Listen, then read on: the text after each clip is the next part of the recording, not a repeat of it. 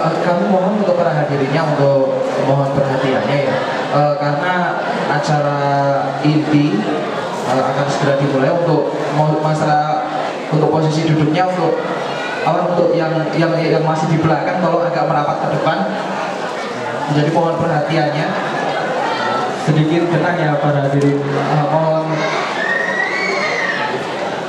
untuk lebih efektif berjalannya acara. Yang untuk acara berikutnya, sambutan dari Kepala KJRI Osaka, Bapak Ibnu Hadi. Iya, karena waktunya sudah itu ya. Jadi untuk sambutan dari KJRI nggak ada. Oke, untuk materi kenangnya langsung aja ya. Materi 1 disampaikan oleh Ustaz Salim Al-Bila. Tolong untuk para hadirin sedikit tenang ya, soalnya ini materi yang kita tunggu-tunggu ya. Karena materi ini mau acara inti, jadi assalamualaikum. Mohon perhatiannya untuk para hadirin. Jadi kalau suasananya kayak gini ya, oke, langsung aja ya untuk materi ke-6. Materi 1 disampaikan oleh Ustaz Salim Al-Bila yang dimoderatori oleh Akmaluddin. Kepada Akmaluddin, waktu dan tempat kami persilakan.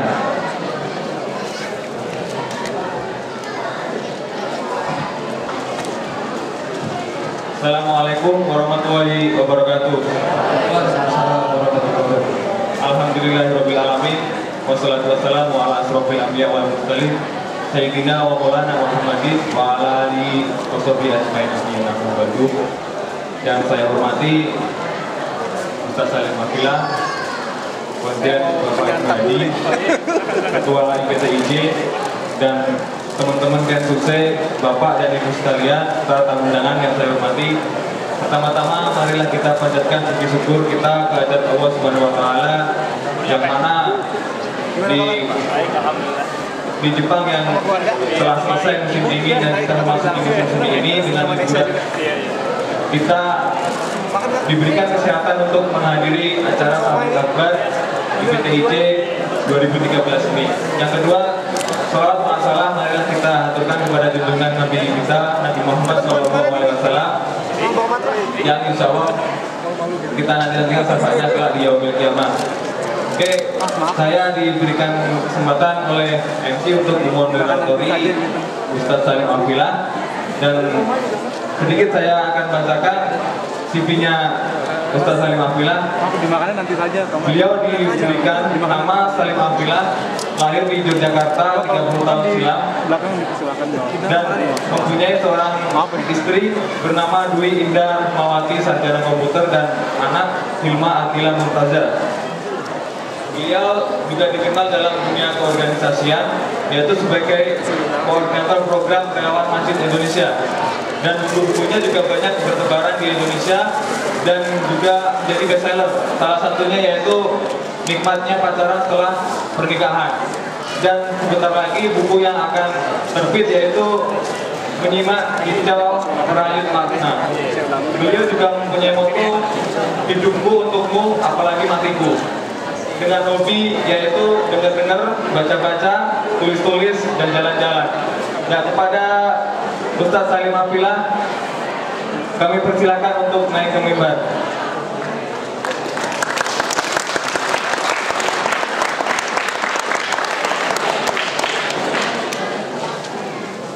Ya, kalau tadi Ustaz Salim Al-Bila juga membawa banyak buku. Nanti setelah acara ini mungkin bisa menghubungi panitia untuk memesan buku, karena buku-bukunya juga banyak yang dibawa ya, ada sekitar 100-an dengan harga yang terjangkau juga. Nanti kalau ada yang berminat untuk membeli buku, silakan menghubungi panitia.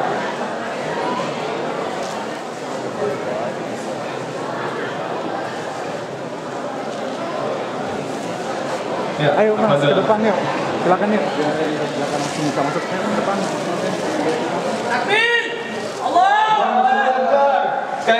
Allahu Akbar. Allahu Akbar. Allahu Akbar. Allahu Akbar.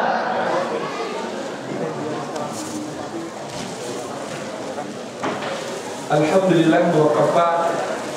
Wassalatu wassalamu ala rasulil mujtaba Sayyidina wa habibina wa syafi'ina wa maulana Muhammadin al-Mustafa wa ala alihi wa ashabihi wa kulli man tabi'al huda. Asyhadu an la ilaha illallah wahdahu la syarika lahu wa la walada wa asyhadu anna Muhammadan abduhu wa rasuluhu la nabiyya ba'dahu as-sadiqul wafa.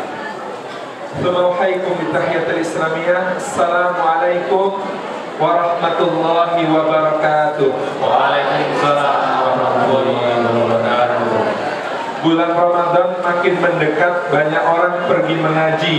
Kalau salam belum dijawab semangat, mari kita ulangi sekali lagi. Assalamualaikum warahmatullahi wabarakatuh. Waalaikumsalam warahmatullahi wabarakatuh.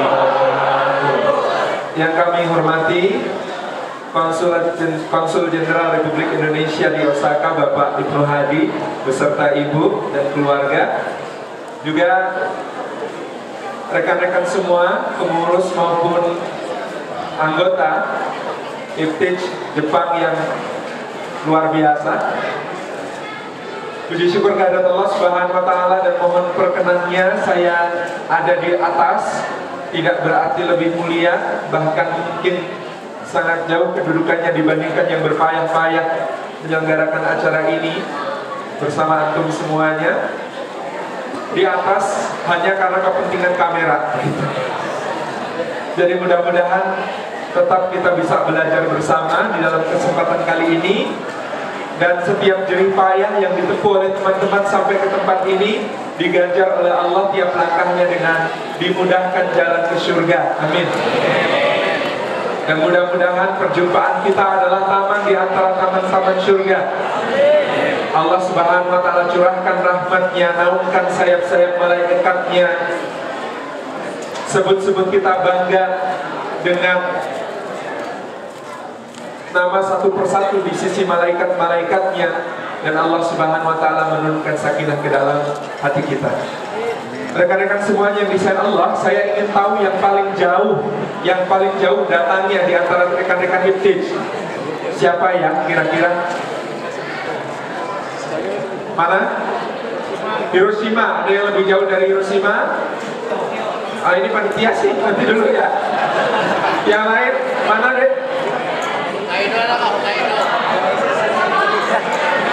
Aduh, gak dengar apa kan? Kalau diterjemahkan ke saya. Dari mana? Dari Senda ya, paling utara. Subhanallah, tabarakallah. Senda, ada yang lebih jauh dari itu? Tepuk tangan dulu untuk Senda. Mungkin yang di belakang ada yang dari Okinawa. Ada yang dari Okinawa? Ada? Dari Kyushu? Ada? Dari Shikoku? Gak ada. Senda ya? Yang paling jauh Senda. Ya.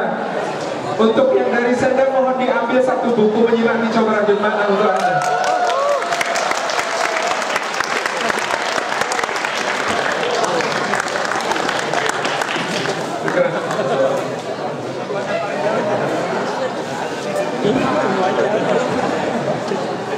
Alhamdulillahirabbil alamin. Kita pada kesempatan hari ini diberikan oleh Allah Subhanahu wa taala kesempatan untuk berjumpa.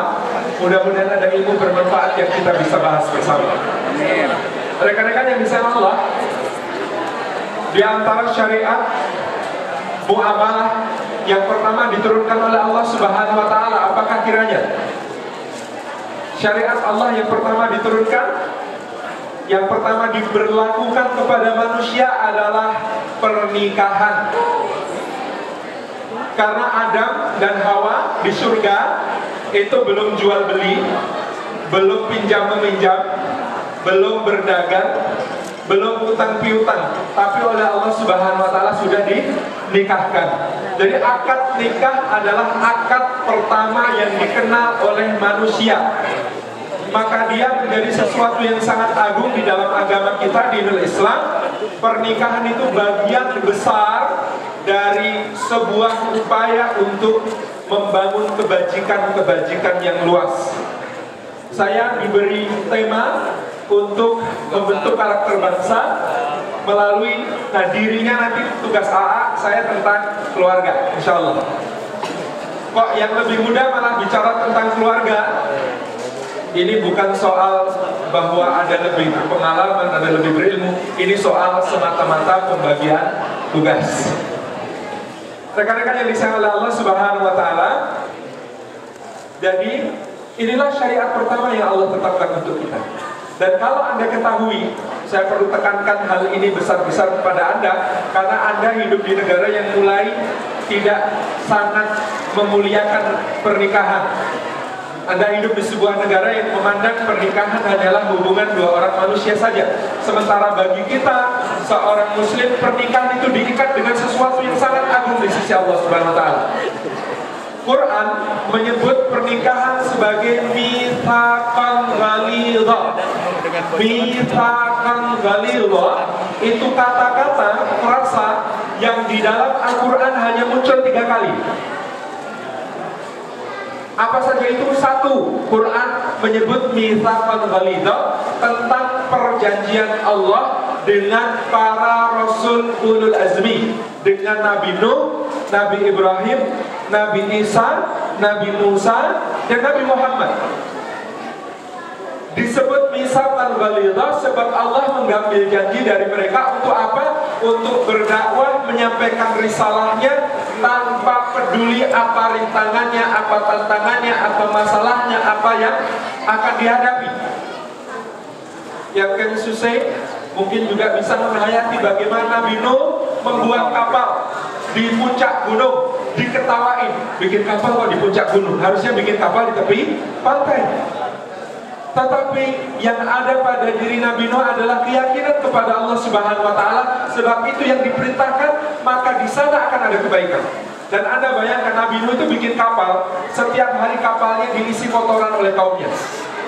Septic tank sekotanya Nabi Nuh, yang diperkirakan adalah kota Ur di Mesopotamia, itu diangkut ke kapalnya Nabi Nuh, dituangkan ke situ setiap pagi.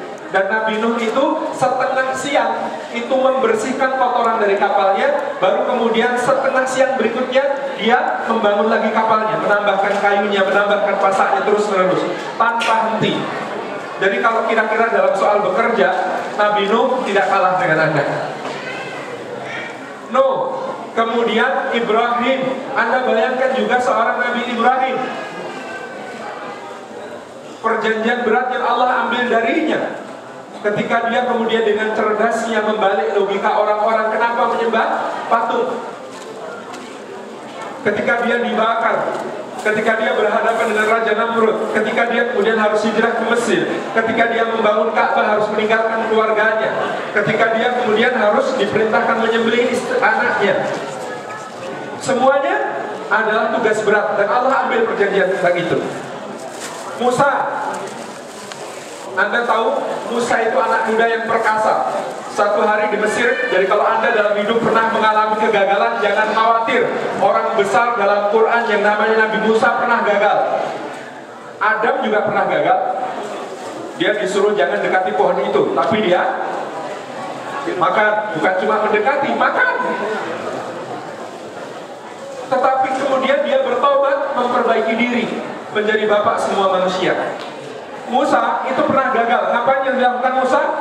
Dia bertengkar dengan seorang Mesir, dia pukul sekali, blek, mati. Kira-kira yang salah mana? Yang dipukul apa yang mukul? Soalnya cuma dipukul sekali, mati. Mati dia. Dan apa yang dilakukan oleh Musa? Dia lari.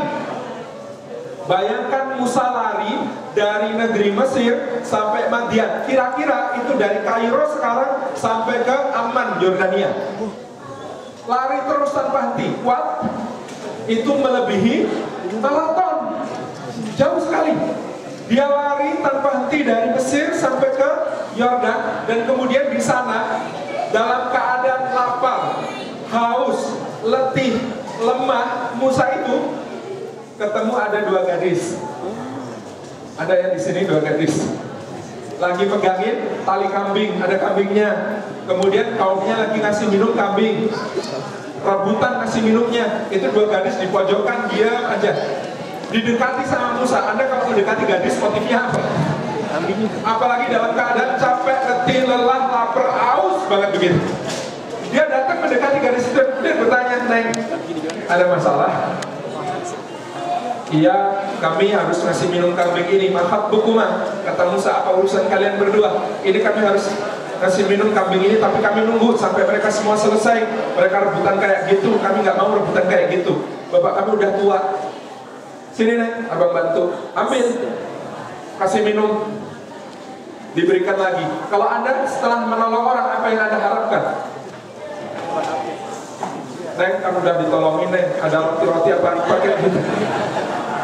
Enggak, Musa kemudian langsung kembali setelah menolong. Urusan menolong selesai, urusan masalahnya yang belum selesai. Dia lapar, haus, letih, lelah, capek luar biasa. Maka dia duduk di bawah sebuah pohon, lalu begini, "Rabbi, inni lima anzalta ilayya min khairin faqir."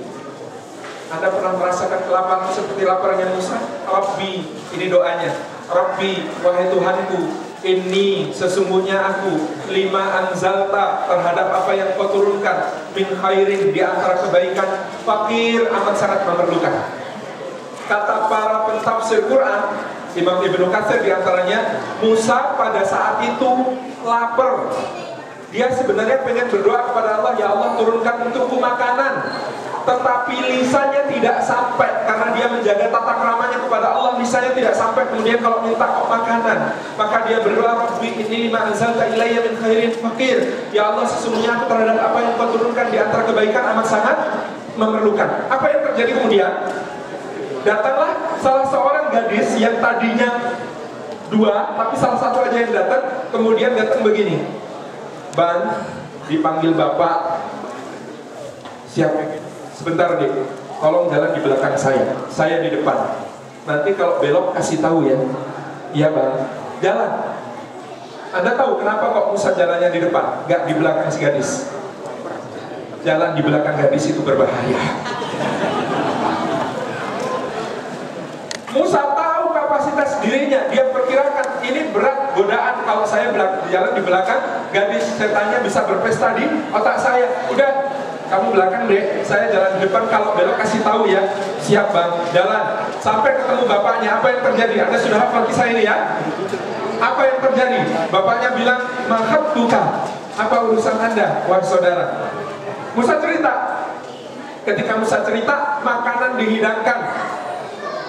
Setelah makanan dihidangkan, kemudian bapaknya mengatakan, "Najauta min qaumidz zalimin." "Tenang, Anda saya lindungi, Anda sudah selamat dari kaum yang zalim."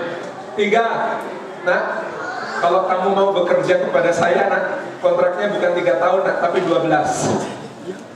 12 tahun Musa jadi trainee, jadi konsultan di rumahnya seorang soleh yang ada di negeri Madian itu. 12 tahun. Kerjaannya apa? Menggembala kambing dan merawat tanaman. 12 tahun. Lalu setelah 12 tahun apa yang terjadi? Nah, nanti kalau sudah kau tunaikan semuanya, jadi tawarannya semula 10, tapi kemudian oleh Musa digenapkan jadi 12. Akhirnya apa?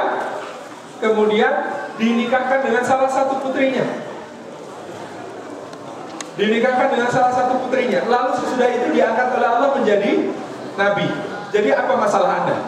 Kalau masalah Anda seperti Musa, 1, sedang bersalah, 2, dikejar-kejar, 3, lapar, 4, gak punya pekerjaan, 5, susah jodoh, 6, tidak terbimbing, tidak punya pendidikan. Lihatlah Musa mengalami 6 hal itu, dan yang dilakukannya adalah menolong dengan tulus. Maka tips untuk seperti Musa dapat semua hal itu, dapat makanan, dapat pekerjaan, dapat perlindungan, dapat bimbingan, kesemuanya itu diperoleh dengan sebuah doa. Tapi sebelum doa ada larinya dulu. Anda sudah berlari belum? Habis lari terus nolongin orang. Sudah nolongin orang hari ini? Luar biasa. Ini Musa. kita belum cerita nanti tentang Isa, kita belum cerita tentang Muhammad, tetapi untuk Anda ingat betapa berat yang dilakukan oleh Musa. Musa berhadapannya dengan Fir'aun. Anda berhadapan dengan Fir'aun? Tidak, insya Allah sudah nggak ada Fir'aun lagi, cuman keturunannya ada. Tetapi bayangkan betapa beratnya, dan isu Musa diambil perjanjian oleh Allah, apapun resikonya hadapi hai Musa. Namanya Mitsaqan Ghalidh. Perjanjian kedua yang disebut Mitsaqan Ghalidh adalah perjanjian antara Allah Subhanahu wa taala dengan Bani Israel, sampai Allah angkat gunung Tursina di atas mereka. Kalau sekarang di Indonesia sumpah jabatan pakai diangkat di atas kepala apa? Quran. Kalau dulu Allah mengangkat perjanjian dengan Bani Israel, yang diangkat ditaruh di atas kepala gunung Tursina. Jadi kira-kira mana yang sebaiknya kita lakukan kalau mengangkat pejabat di Indonesia biar tidak korupsi? Dikasih Quran kepalanya, apa dikasih? Gunung Merapi. Menarik gitu ya. Allah mengangkat gunung Tursina di atas kepala mereka. Nah, ketiga, kata Mitsaqan Ghalidh disebut oleh Allah dalam soal pernikahan. Maka pernikahan itu senilai dengan perjanjiannya Allah dengan para Rasul ulul azmi itu, dan senilai dengan bagaimana Allah Subhanahu wa taala mengangkat perjanjian dengan Bani Israel sampai gunung Tursina di atas kepala mereka. Nah, rekan-rekan yang disayang oleh Allah Subhanahu wa taala, Anda bebas mau merencanakan pernikahan itu kapan. Kapan itu kadang-kadang kalah penting dari apa yang dipersiapkan untuk menghadapinya. Nabi SAW pernah ditanya seorang Badui, ya Rasulullah, mata saat, ya Rasulullah, kapan kiamat datang? Apa jawaban Nabi? Alhamdulillah bukan 2012. Jawaban Nabi justru pertanyaan, mada tasta'id laha, apa yang sudah kau persiapkan untuk menghadapinya? Apa yang sudah dipersiapkan untuk menghadapinya? Dia mengatakan, la syekh, tidak ada ya Rasulullah, illa wa ana uhibbullah wa rasulah. Tidak ada kecuali bahwa saya ini ya Rasulullah mencintai Allah dan mencintai Rasulnya. Maka apa jawab Nabi? Anta ma'aman ahbabta, engkau akan bersama dengan yang kau cintai. Maka saat ini, kapannya mungkin belum penting. Kapan datangnya kiamat, kapan Anda menikah, belum penting. Yang lebih penting adalah apa yang Anda persiapkan untuk menghadapinya. Apa yang Anda persiapkan untuk menghadapinya? Apakah cinta kepada Allah dan Rasulnya yang menghasilkan sesuatu yang besar di dalam diri Anda, ataukah sekedar hahaha kita, kesenangan-kesenangan kita, atau bahkan sekedar uang? Karena uang saja tidak cukup untuk menyambut sebuah pernikahan yang akan membawa kebaikan bagi karakter bangsa. Maka rekan-rekan yang disayang oleh Allah Subhanahu wa taala, izinkan hari ini saya bicara kepada Anda tentang sebuah ayat yang sering dikutip, ditulis di undangan nikah, tapi tidak banyak yang mengerti apa maksudnya. Yang hafal dapat buku. Yang hafal ayat itu surah Ar-Rum ayat ke-21 yang biasanya ada di undangan pernikahan, dapat buku. Ada yang hafal? Surah Ar-Rum ayat 21 yang biasanya tertulis di undangan pernikahan. Jangan buka musaf sekarang. Yang hafal juga? Yang hafal? Yang hafal? Saya cek ya. Nyoba boleh? Nyoba boleh? Ada yang hafal?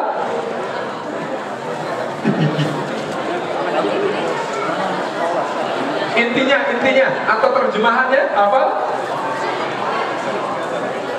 Surah Ar-Rum ayat 21 yang biasanya ada di undangan pernikahan. Pernah dapat undangan pernikahan kan? Pernah ya? Oh ya, silakan Mbak. Boleh? Terjemahannya apa? Terjemahan bahasa Jepang ya? Enggak ada, boleh bahasa Indonesia boleh. Dan yang tanda-tanda kekuasaannya Allah menciptakan pasanganmu dari jenismu sendiri adalah kau merasa tentram padanya. Terus? Belum selesai itu. Dan di antara tanda-tanda kekuasaannya Allah menciptakan, Allah Untukmu? Allah menciptakan untukmu dari kasarmu dari dirimu sendiri agar engkau merasa tenang dan nyaman dan itulah Baik, sudah mencoba, harus diapresiasi, dapat buku ya.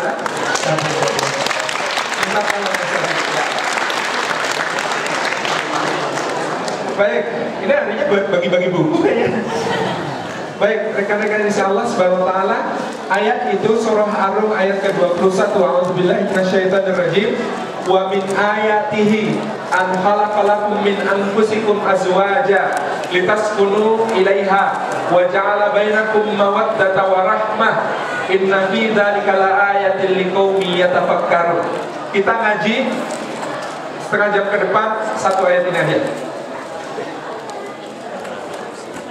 Wa min ayatihi, dan di antara tanda-tanda kebesaran Allah Subhanahu wa taala, an khalaqalakum, bahwasanya Allah Subhanahu wa taala telah menciptakan untuk kalian min anfusikum, dari anfus, nafas kalian, azwaja, pasangan-pasangan.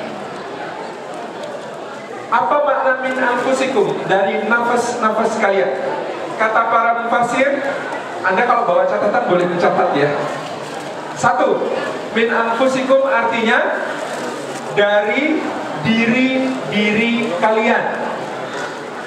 Maka seorang istri itu diciptakan dari diri suaminya, sebagaimana Hawa diciptakan dari Nabi Adam. Dari bagian mana diri Anda, pasangan Anda diciptakan? Menurut hadis riwayat Imam Al-Bukhari adalah bagian rusuk kiri. Kenapa kok rusuk kiri? Ada syairnya dalam tafsir. Bukan dari tulang ubun wanita dicipta, sebab dia bukan untuk sekedar disanjung dan dipuja.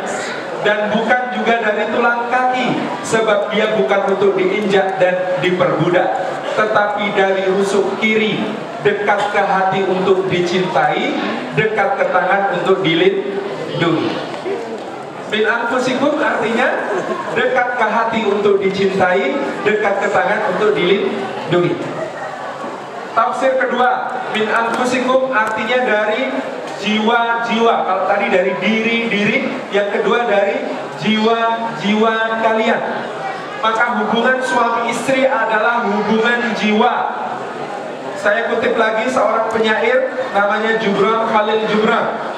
Dalam tafsir ini tentang jiwa. Istri dan suami punya hubungan jiwa. Sebab apa? Cinta adalah anak dari kecocokan jiwa. Maka rumus pasangan itu macam-macam. Yang penting kecocokan jiwanya. Sebab kecocokan jiwa itu, maka lahirlah cinta. Jika tidak ada kecocokan jiwa, meskipun pendekatan tekun bertahun-tahun, kedekatan sangat panjang, berabad-abad bahkan, cinta tidak akan lahir. Maka hubungan kita dengan dia adalah hubungan jiwa, sebagaimana Allah telah menuliskan namanya sebagai pasangan kita di Lauhil Mahfuz, juga bahwa Allah Subhanahu wa taala menuliskan kembali melalui tangan malaikatnya ketika ruh ditiupkan ke dalam janin di perut ibu kita. Maka rekan-rekan yang disayang Allah, pasangan itu sebagaimana rizki telah tertulis di sisi Allah. Mau diambil dari jalan halal yang diridhoi Allah atau jalan yang haram dimurkai Allah, dapatnya orang itu juga gak akan ketukar. Yang beda apanya? Rasanya. Dan rasa gak pernah bohong, kata Ikhlas di Indonesia. Kok beda rasanya bagaimana? Anda bayangkan, rezeki juga begitu. Yang beda itu rasanya. Jatah rezeki tiap orang itu gak akan ketukar, gak akan lari, ya segitu. Maksud saya begini, Anda dikasih uang 10 juta. Ya, 10 juta yen ya. Hah? Mau 10 juta yen? Dikasih uang 10 juta yen, di dalam amplop tertutup, warnanya coklat, baunya wangi, dihulurkan dengan lembut. Mas mau balik ke Indonesia ya? Ini ada 10 juta yen, tolong diterima ya, buat bekal ke Indonesia, nanti buat beli permen di jalan ya. Semoga manfaat berkah ya, tolong dipakai baik-baiknya ya. Enak gak terimanya? Enak kalau begitu ngasihnya. Tapi kalau 10 juta yen itu dikasihkan dalam bentuk uang receh 10 yenan semua, dalam karung, dijatuhkan ke kepala kita, sambil kita dicaci maki, enak gak 10 juta yen? Tidak enak, karena nanti pun kita terima, mengumpulkannya susah, bawanya berat. Sama-sama 10 juta, tapi beda rasa. Maka berkah itu soal rasa. Yang namanya Salim, istrinya namanya Indah, sudah tertulis dalam Lauhul Mahfuz. Pilihannya Salim, mau ambil jodoh itu dengan cara yang diridai Allah atau jalan yang dimurkai Allah. Dapatnya itu juga. Yang beda rasanya. Dan Anda jangan bayangkan rezeki itu jumlah uang yang didapat. Tidak. Jangan bayangkan yang namanya rezeki itu gaji yang tertulis. Banyak orang gajinya besar, rezekinya sedikit. Gak bisa gitu? Iya, ada orang gajinya 50 juta per bulan di Indonesia. Tapi mau minum manis, jangan Pak, hati-hati gula darahnya. Mau makan gurih, jangan Pak, kolesterol lo. Mau berbagai macam hal yang kemudian inginnya dia nikmati dari sisi rasa, gak boleh. Anda bayangkan ada orang kerja bertahun-tahun mengumpulkan uang, di depositonya ada 9 triliun rupiah, lalu besok pagi mati. Itu 9 triliun rezekinya dia bukan? Kerjanya dia, tapi rezeki siapa? Boleh jadi istrinya, anaknya, tetangganya, anak tetangganya, istri tetangganya, macam-macam. Cara Allah mudah untuk mengalihkan itu ke orang lain. Jadi rezeki itu bukan soal berapa jumlah gaji. Maka nanti kalau akhwat dilamar, jangan cuma lihat slip gajinya, lihat potensi rezekinya.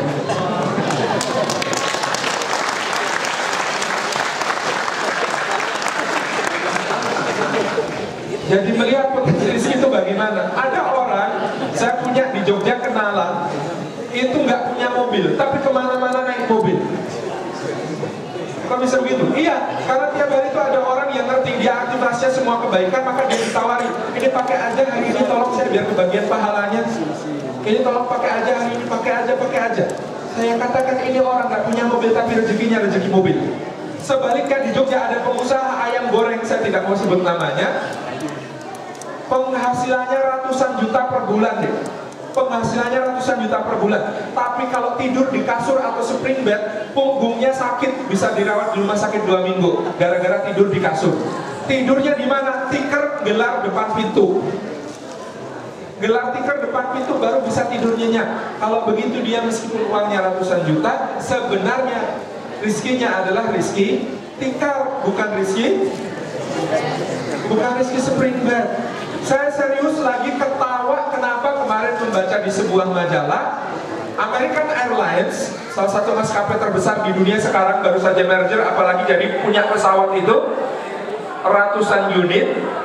Salah satu pemegang saham terbesarnya, pemilik perusahaan penerbangan ini fobia terhadap ketinggian. Dia takut ketinggian, seumur hidup belum naik pesawat. Maka saya katakan ini punya ratusan pesawat, tetapi belum pernah naik pesawat. Maka rezekinya bukan rezeki pesawat. Lebih beruntung Anda pernah naik pesawat ke Jepang.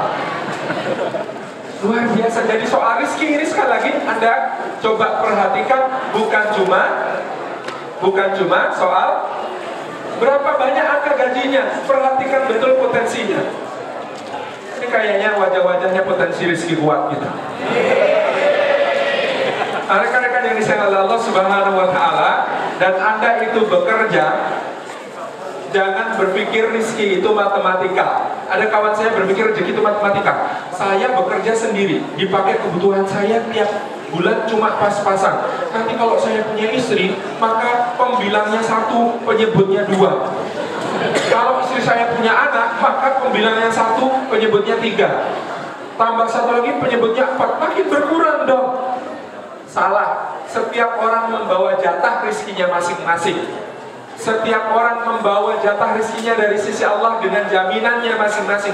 Maka kalau Anda menikah dengan seorang istri, meskipun istri Anda dalam tanda kutip tidak bekerja, melainkan ibu rumah tangga yang 100% di rumah Anda menjadi ratu, sebenarnya Allah akan menitipkan rezeki Anda lewat banyak jalan, bukan hanya lewat pekerjaan Anda. Demikian pula rezekinya anak Anda. Saya sebelum nikah dengan sekarang itu kayaknya makmur sekarang, rasa-rasanya ya. Tak pikir-pikir itu karena jatah rezekinya istri saya itu lebih banyak daripada saya. Meskipun dititipkan lewat rumah makan saya, penerbitan saya, gitu ya. Tetapi itu rezekinya istri saya. Saya merasa kok begitu, kenapa? Istri saya itu di rumah cuma rumah dibuka, ada ibu-ibu datang minta diajari Quran. Mari bu, saya ajarin. Anak-anak kecil tiap sore ngaji di rumah gitu. Mari anak-anak silahkan ngaji. Istri saya cuma begitu aja. Tapi itu yang bikin rasa, ya Allah tentramnya hidup, ya Allah berkahnya hidup, rezekinya itu rasa-rasanya kok jauh lebih lapang daripada ketika dulu sendiri. Padahal secara real kayaknya ya tidak membanting tulang sih, nggak memeras keringat juga seperti itu. Kalau memeras keringat biasa-biasa aja, itu yang tampak sebagai ikhtiar saya. Tetapi Allah Maha Pemberi rezeki.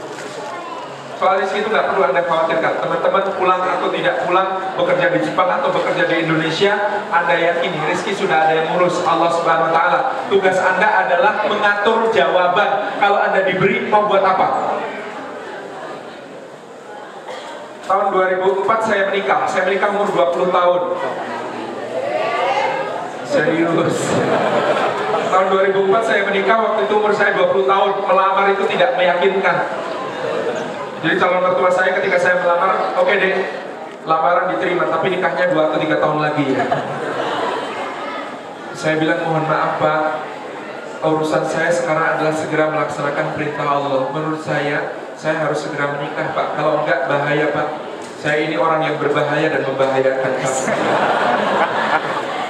Jadi kalau memang Bapak tidak berkenan putrinya untuk saya lamar, mohon doa Pak, saya segera pamit. Saya akan segera mencari calon istri di luar sana. Mungkin yang tertulis di takdir saya memang bukan nama putri Bapak. Assalamualaikum Pak. Jangan pergi dulu. Untungnya calon mertua saya orang bijaksana. Dia pikir ini makhluk langka patut dilestarikan. Sehingga setelah saya melamar begitu gitu ya. Ya jangan gitu Dek Saleh. Kalau begitu Dek Saleh maunya itu pernikahannya kapan? Pak, saya dari Jogja ke Ngawi. Tersesat-sesat karena putri Bapak bikin petanya peta buta. Harusnya sampai sini jam 11, baru sampai sini setengah 2. Dalam perjalanan itu Pak, saya sudah hafal teks akad nikah Pak. Mari Pak. Jangan begitu, perlu persiapan. Ya Bapak perlu persiapan berapa lama Pak? Saya insya Allah siap tawar-menawar. Akhirnya diputuskan sebulan kemudian jadi menikah. Jadi ceritanya memang ini orang nekat dalam soal pernikahan, karena saya tidak memikirkan soal rezeki Allah yang atur. Bahwa saya harus bekerja, iya. Tapi kan Anda tahu rezeki itu tidak selalu datang dari pekerjaan kita. Anda pernah umroh atau haji? Insya Allah saya doakan berangkat semuanya. Anda kalau sa'i antara Safa dan Marwah, apa yang Anda kenal? Tentang Siti Hajar kan? Siti Hajar ditinggalin sama Nabi Ibrahim bawa anaknya. Itu anak nyusu, susunya habis kering karena ibunya nggak makan, nggak minum, nggak punya bekal. Maka Hajar dengan sisa-sisa tenaganya di tengah tangis anaknya yang meraung-raung itu, dia memanjat ke Bukit Safa, naik ke atas, cari orang yang minta tolong, ada enggak ya yang bisa ditolong, bisa dimintai tolong, cari air ke bawah, dia cari-cari, dia kais-kais ada air enggak ya, jalan ke Marwah, balik ke Safa, jalan ke Marwah, balik ke Safa, jalan ke Marwah 7 kali. Airnya muncul di mana coba? Di kakinya Ismail, bayinya nendang-nendang, airnya memancar. Kalau Anda jadi Hajar, kira-kira Anda bilang apa? Ya Allah, gak dari tadi gitu loh. Iya enggak? Iya, sudah bolak-balik Safa Marwah, kok airnya munculnya di kaki Ismail? Tapi pertanyaannya, kira-kira kalau Hajar gak bolak-balik Safa Marwah, airnya muncul gak di kaki Ismail? Itulah misteri rezeki. Kita ini bekerja sampai ke Jepang luar biasa, memeras keringat, Anda membanting tulang, kepala jadi kaki, kaki jadi kepala. Rezekinya di mana coba? Belum tentu di sini. Rezekinya bisa jadi di satu tempat di Indonesia sana. Anda sudah kesini, lirik sana kemari, ada nggak jodoh saya di sini, ada nggak jodoh saya?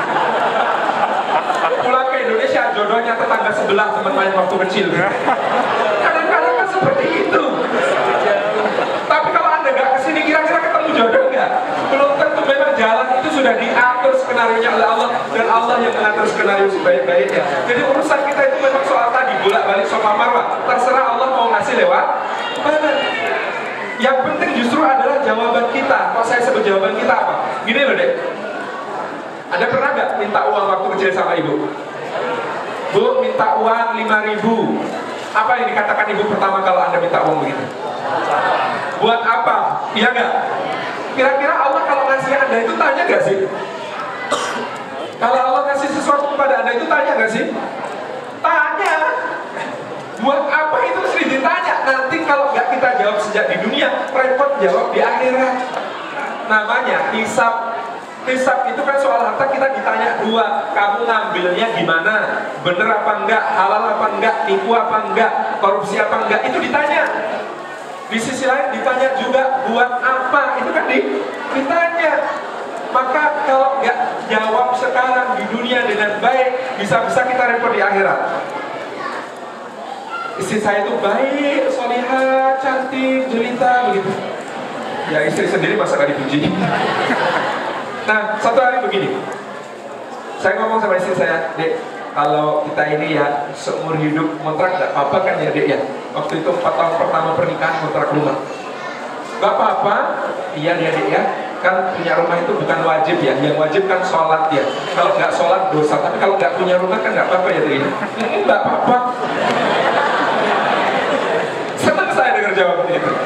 Sampai satu hari, kan tiap Rabu, Jumat, Ahad itu ada anak-anak kecil ngaji Iqra di rumah kami. Sekarang tambah tahfidz hafalan Quran di rumah kami. Nah, itu kan rumah kontrakan. Tapi kan ya selain belajar Iqra, mereka macam-macam kegiatannya gitu. Nah, ada satu anak pakai krayon orang-orang tembok. Tepat pada saat yang punya rumah ngecek. Yang punya rumah yang saya kontrak ke dia, saya nyewa ke dia, orangnya datang. Lalu dia marah sama anak kecil itu, anak-anak yang pada ngaji itu disuruh pulang, dimarahin sampai pada nangis. Istri saya nangis juga. Oh cuma anak kecil ngaji, orang-orang tembok bisa besok dicat lagi kok ya dimarahin, kasihan anaknya. Dia nangis, ketika dia nangis saya berdoa di sampingnya. Ya Allah, kalau punya rumah itu baik ya Allah. Ada anak kecil ngaji dan orang-orang tembok nggak perlu dimarahin ya Allah. Maka kami nggak keberatan ya Allah dikasih rumah. Demi Allah, ini benar. Sebulan kemudian Allah kasih rumah. Kebeli. Ceritanya juga lucu. Saya pulang dari kegiatan relawan Masjid Indonesia di Bojonegoro waktu banjir. Saya bawa dokter hewan, bawa bantuan ala kadarnya gitu. Yang penting niatnya. Udah pulang jam 3 malam. Jam 3 itu malam ya, bukan pagi. Kalau di sini pagi ya? Subuhnya jam berapa? Berarti masih malam. Karena kalau jam 3 disebut pagi, Anda nggak boleh qiyamul lail. Qiyamul lail itu kan sholat malam artinya. Berarti sholat pagi bukan sholat malam. Jam 3 malam pulang. Terus habis itu saya bilang, kita di maghrib ada orang kesini nawarin rumah yang di jalan di sana. Oh ya besok kita tengok. Orang itu yang mau jual rumah sudah ditawar harga lebih tinggi sama orang lain, tapi apa kata dia? Mas Salim, pokoknya saya maunya yang beli Mas Salim. Kenapa? Kalau Mas Salim yang beli pasti dipakai ngaji, dipakai kegiatan baik-baik, saya ikut dapat pahala insya Allah. Tolong ya Mas Salim dibeli. Lah Bu, saya baru punya sepertiga dari harga yang Ibu bilang. Gak apa-apa Mas Salim, yang penting sepertiga itu saya pegang dulu. Nanti susulannya boleh kapan-kapan aja deh. Saya bilang ya Allah, Allah Maha Kaya. Kata orang Magelang, di kakek buyut saya dari Magelang, Gusti Allah itu sogeh. Tahu sogeh? Sogeh itu nggak cuma sugih banget. Allah itu sogeh. Alhamdulillah. Soal mobil juga begitu. 1 tahun kemudian kami naik motor kemana-mana itu meskipun sudah dipandang, wah ini nggak kasihan sama motornya. Kok Honda Beat kok dinaikin 3 orang budi-budi. Saya bilang nggak dosa nggak punya mobil seumur hidup. Hidup kan ini soalnya soal bagaimana memakai dan dipertanggungjawabkan kepada Allah. Nggak punya mobil nggak dosa kan deh? Enggak. Jadi saya itu salihahnya ya Allah. Bilang gitu. Sampai satu hari dia nangis lagi. Kenapa? Karena ada tetangga sebelah cuci darah, gagal ginjal istrinya, suaminya juga sudah tua, anak-anaknya merantau luar kota jauh, gak ada yang ngurusin di rumah, itu suami istri. Ini diboncengin sama suaminya, cuci darah, hujan deras, padahal kondisinya sedang lemah, sakit gitu. Maka istri saya nangis lagi di kamar, ya Allah kasihan betul. Saya doa lagi di sampingnya, ya Allah kalau punya mobil itu bagus ya Allah, bisa untuk ngantar tetangga cuci darah ya Allah. Kami tidak keberatan dikasih mobil ya Allah. Sebulan kemudian lagi-lagi kebeli. Allahu Akbar. Allah itu sokeh. Jadi soal rezeki itu yang penting jawaban Anda. Anda menjawab apa kalau Allah tanya ini buat apa? Itu penting. Maka kami ketika dulu membangun pesantren Merapi Merbabu itu nggak bikin proposal. Ini salah juga sih nggak bikin proposal. Cuma kami keyakinan ya Allah ini pokoknya kami sekuatnya ya Allah, kami kuatnya seperti ini. Kami ini naik lereng Merapi ini kalau makin tua kira-kira dengkulnya makin nggak kuat ya Allah. Jadi kami itu kan punya 21 dusun binaan di pelosok di lereng Merapi, daerah Sawangan, Dukun, Kecamatan Solo Boyolali, dan Magelang. Di situ kan harus naruh kendaraan di bawah lalu jalan ke atas ke 3,5 km dari puncak gitu. Lama-lama kalau dipikir dengkulnya yang makin dapat. Maka ya Allah kami ikhtiar, ya Allah kami mau bikin sebuah pesantren untuk supaya anak-anak pada belajar di sini ya Allah. Jadi dai-dai di sini ya Allah. Akhirnya apa? Patungan beli tanah. Kami nggak bikin proposal, cuma berdoa ya Allah, pokoknya ada kegiatan di situ, kita bikin pengajian di situ, kita bikin apa-apa di situ, macem-macem. Sampai akhirnya uduk, ada orang datang bilang, Pak Salim katanya mau bikin pesantren ya. Saya bilang iya insya Allah. Kalau saya kebagian pahala boleh nggak? Loh gimana toh? Ini saya dapat amanah 2,5 miliar, kira-kira untuk saya ikutkan bikin pesantrennya Pak Salim boleh apa enggak? Saya bilang ya Allah, Engkau maha kaya ya Allah.